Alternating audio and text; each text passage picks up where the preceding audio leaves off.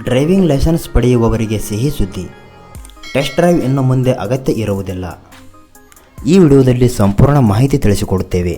ನೀವು ನಮ್ಮ ಮೈ ಕ್ರಿಯೇಟಿವ್ ಕನ್ನಡ ಚಾನಲ್ಗೆ ಹೊಸಬರಾಗಿದ್ದರೆ ಸಬ್ಸ್ಕ್ರೈಬ್ ಆಗಿ ಮತ್ತು ಬೆಲ್ ಐಕಾನ್ ಆನ್ ಮಾಡಿಕೊಳ್ಳಿ. ಇತ್ತೀಚಿನ ದಿನಗಳಲ್ಲಿ ಪ್ರತಿಯೊಬ್ಬರೂ ಕೂಡ ದ್ವಿಚಕ್ರ ವಾಹನ ಮತ್ತು 4 ಚಕ್ರದ ವಾಹನಗಳನ್ನು ಹೊಂದಿರುತ್ತಾರೆ. ಅಲ್ಲದೆ ವಾಹನಗಳನ್ನು ರಸ್ತೆಗಳಲ್ಲಿ ಓಡಿಸುವ ಸಂದರ್ಭದಲ್ಲಿ ವಾಹನ ಚಾಲಕರಿಗೆ ಡ್ರೈವಿಂಗ್ ಲೈಸೆನ್ಸ್ ಅತ್ಯವಶ್ಯಕ ದಾಖಲೆಯಾಗಿದೆ. ಹೊಸದಾಗಿ ಡ್ರೈವಿಂಗ್ ಲೈಸೆನ್ಸ್ಗೆ ಅರ್ಜಿಯನ್ನು ಸಲ್ಲಿಸುವವರಿಗೆ ಇವತ್ತಿನ ಈ ವಿಡಿಯೋದಲ್ಲಿ ಸಿಹಿ ಸುದ್ದಿ ಎಂದು ಹೇಳಬಹುದು. ಹಾಗಾದರೆ ಡ್ರೈವಿಂಗ್ ಲೈಸೆನ್ಸನ್ನು ಹೇಗೆ ಪಡೆಯಬೇಕು, ಡ್ರೈವಿಂಗ್ ಲೈಸೆನ್ಸ್ ಪಡೆಯಲು ಏನೆಲ್ಲ ಬದಲಾವಣೆಗಳನ್ನು ಮಾಡಲಾಗಿದೆ ಎಂಬುದರ ಸಂಪೂರ್ಣ ಮಾಹಿತಿಯನ್ನು ಈ ವಿಡಿಯೋದಲ್ಲಿ ತಿಳಿಸುತ್ತೇವೆ. ವಿಡಿಯೋವನ್ನು ಕೊನೆಯವರೆಗೂ ನೋಡಿ. ಇನ್ನು ಮುಂದೆ ಡ್ರೈವಿಂಗ್ ಲೈಸೆನ್ಸನ್ನು ಹೊಸದಾಗಿ ಪಡೆಯುವವರು ಸುಲಭವಾಗಿ ಪಡೆದುಕೊಳ್ಳಬಹುದು. RTO ಕಚೇರಿಗೆ ಇನ್ನು ಮುಂದೆ ಹೋಗಿ ಟೆಸ್ಟ್ ಕೊಡುವ ಅವಶ್ಯಕತೆ ಇಲ್ಲ. ಸರ್ಕಾರವು ಚಾಲನಾ ಪರವಾನಗಿ ಮತ್ತು ತರಬೇತಿಗೆ ಸಂಬಂಧಿಸಿದಂತೆ ನಿಯಮಗಳಲ್ಲಿ ಬದಲಾವಣೆಗಳನ್ನು ಮಾಡಿದೆ. 2024ರಿಂದಲೇ ಸರ್ಕಾರ ತಂದಿರುವಂಥ ಈ ಹೊಸ ನಿಯಮಗಳು ಜಾರಿಯಾಗಿವೆ. ಹಾಗಾದರೆ ಯಾವೆಲ್ಲ ನಿಯಮಗಳು ಬದಲಾವಣೆಯಾಗಿವೆ, ಡ್ರೈವಿಂಗ್ ಲೈಸೆನ್ಸನ್ನು ಆನ್ಲೈನ್ ಮೂಲಕವೇ ಹೇಗೆ ಪಡೆದುಕೊಳ್ಳಬಹುದು ಎಂಬುದರ ಮಾಹಿತಿಯನ್ನು ಇದೀಗ ನೋಡಬಹುದು. ಇಲ್ಲಿವೆ ನೋಡಿ ಹೊಸ ಮಾಹಿತಿಯ ಪ್ರಕಾರ. ಮೊದಲನೇದಾಗಿ RTO ಕಚೇರಿಗೆ ಹೋಗುವ ಪ್ರಮೇಯವೇ ಇರುವುದಿಲ್ಲ. ಖಾಸಗಿ ಟ್ರೈನಿಂಗ್ ಸೆಂಟರ್ಗಳಲ್ಲಿಯೇ ಚಾಲನಾ ಪರೀಕ್ಷೆಗೆ ಹಾಜರಾಗಬಹುದಾಗಿದೆ. ಖಾಸಗಿ ಟ್ರೈನಿಂಗ್ನವರು ಚಾಲನಾ ಪರೀಕ್ಷೆ ನಡೆಸಿ ನಿಮಗೆ ಪ್ರಮಾಣ ಪತ್ರವನ್ನು ಕೊಡುತ್ತಾರೆ. ನಂತರ ಡ್ರೈವಿಂಗ್ ಲೈಸೆನ್ಸನ್ನು RTO ಕಚೇರಿಯಿಂದ ಪಡೆದುಕೊಳ್ಳಬಹುದು.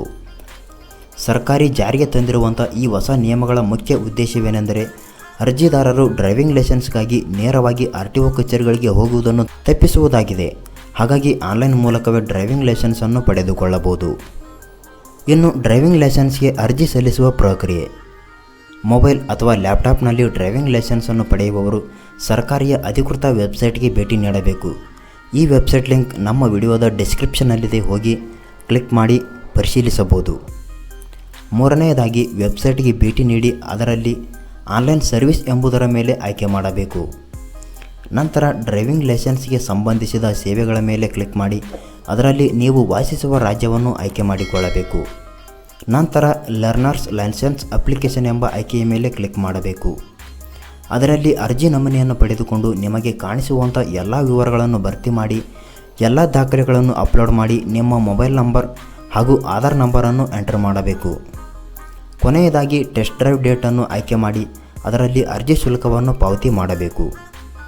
ನಿಮ್ಮ ಆದ್ಯತೆಗೆ ಅನುಗುಣವಾಗಿ ಡ್ರೈವಿಂಗ್ ಲೈಸೆನ್ಸ್ ಅಪ್ಲಿಕೇಶನನ್ನು ಆನ್ಲೈನ್ ಮೂಲಕ ಮತ್ತು ಆಫ್ಲೈನ್ ಮೂಲಕ ಕೂಡ ಸಲ್ಲಿಸಬಹುದು. ಈ ಎಲ್ಲ ಪ್ರಕ್ರಿಯೆಗಳು ಪೂರ್ಣಗೊಂಡ ನಂತರ RTO ಕಚೇರಿಗೆ ಅಗತ್ಯ ದಾಖಲೆಗಳೊಂದಿಗೆ ಭೇಟಿ ನೀಡಿ ಡ್ರೈವಿಂಗ್ ಸ್ಕೂಲ್ ಪ್ರೂಫನ್ನು ಅಧಿಕಾರಿಗಳಿಗೆ ತೋರಿಸಿ ಡ್ರೈವಿಂಗ್ ಲೈಸೆನ್ಸನ್ನು ಪಡೆದುಕೊಳ್ಳಬಹುದು. ಇನ್ನು ಡ್ರೈವಿಂಗ್ ಲೈಸೆನ್ಸ್ ಶುಲ್ಕಗಳ ಬಗ್ಗೆ ನೋಡೋಣ. ಕಲಿಕಾ ಪರವಾನಗಿ 200 ರೂಪಾಯಿ, ಕಲಿಕಾ ಪರವಾನಗಿ ನವೀಕರಣ 200 ರೂಪಾಯಿ, ಅಂತಾರಾಷ್ಟ್ರೀಯ ಪರವಾನಗಿ 1000 ರೂಪಾಯಿ, ಶಾಶ್ವತ ಪರವಾನಗಿ 200 ರೂಪಾಯಿ, ಶಾಶ್ವತ ಪರವಾನಗಿ ನವೀಕರಣ 200 ರೂಪಾಯಿ, ಡ್ರೈವಿಂಗ್ ಸ್ಕೂಲ್ ಲೈಸೆನ್ಸ್ ವಿತರಣೆ ಮತ್ತು ಅಪ್ಡೇಟ್ 10,000 ರೂಪಾಯಿ, ಡ್ರೈವಿಂಗ್ ಸ್ಕೂಲ್ ನಕಲು ಪರವಾನಗಿ 5,000 ರೂಪಾಯಿ. ಹೊಸ ನಿಯಮಗಳು. ಮೊದಲನೇದಾಗಿ ನಿಯಮ ಉಲ್ಲಂಘನೆ ಮಾಡಿದರೆ 25 ವರ್ಷಗಳವರೆಗೆ ಡ್ರೈವಿಂಗ್ ಲೈಸೆನ್ಸ್ ಇರುವುದಿಲ್ಲ. 9 ಲಕ್ಷ ಹಳೆಯ ಸರ್ಕಾರಿ ವಾಹನಗಳನ್ನು ಹೊಸ ನಿಯಮಗಳ ಪ್ರಕಾರ ಬ್ಯಾನ್ ಮಾಡಲಾಗುತ್ತದೆ. ಇದರ ಮುಖ್ಯ ಉದ್ದೇಶ ಪರಿಸರ ಮಾಲಿನ್ಯವನ್ನು ಕಡಿಮೆ ಮಾಡುವುದಾಗಿದೆ. ಮಿತಿ ಮೀರಿ ಸ್ಪೀಡ್ನಲ್ಲಿ ವಾಹನ ಚಲಾವಣೆ ಮಾಡುವವರಿಗೆ 1,000ದಿಂದ 2,000 ರೂಪಾಯಿಗಳವರೆಗೆ ಫೈನ್ ಬೀಳುತ್ತದೆ. ಅಪ್ರಾಪ್ತರು ಡ್ರೈವಿಂಗ್ ಮಾಡುವಾಗ ಸಂದರ್ಭದಲ್ಲಿ ಸಿಕ್ಕಿಬಿದ್ದರೆ 25,000 ರೂಪಾಯಿ ಫೈನ್ ಮತ್ತು ವಾಹನ ಮಾಲೀಕರ ಡ್ರೈವಿಂಗ್ ಲೈಸೆನ್ಸ್ ಕಾರ್ಡ್ ಕ್ಯಾನ್ಸಲ್ ಮಾಡಲಾಗುತ್ತದೆ. ಅಲ್ಲದೆ ಸಿಕ್ಕಿಬಿದ್ದಂಥ ಅಪ್ರಾಪ್ತರಿಗೆ ಡ್ರೈವಿಂಗ್ ಲೈಸೆನ್ಸನ್ನು 25 ವರ್ಷ ವಯಸ್ಸಾಗುವವರೆಗೆ ನೀಡುವುದಿಲ್ಲ. ಒಟ್ಟಾರೆ ವಾಹನ ಚಾಲನೆ ಮಾಡುವವರಿಗೆ ಡ್ರೈವಿಂಗ್ ಲೈಸೆನ್ಸ್ ಅತ್ಯಂತ ಪ್ರಮುಖ ದಾಖಲೆಯಾಗಿದ್ದು, ಇದಲ್ಲದೆ ಯಾವುದೇ ರೀತಿಯ ವಾಹನಗಳನ್ನು ಚಾಲನೆ ಮಾಡಿದರೆ ದಂಡ ವಿಧಿಸಲಾಗುತ್ತದೆ. ಹಾಗಾಗಿ ನೀವು ಇನ್ನು ಮುಂದೆ ಡ್ರೈವಿಂಗ್ ಲೈಸೆನ್ಸ್ಗಾಗಿ RTO ಕಚೇರಿಗೆ ಅಲಿಯುವ ಅಗತ್ಯವಿಲ್ಲ. ಆನ್ಲೈನ್ ಮೂಲಕ ಅಥವಾ ಆಫ್ಲೈನ್ ಮೂಲಕ ಡ್ರೈವಿಂಗ್ ಲೈಸೆನ್ಸ್ಗೆ ಅರ್ಜಿಯನ್ನು ಸಲ್ಲಿಸಬಹುದು.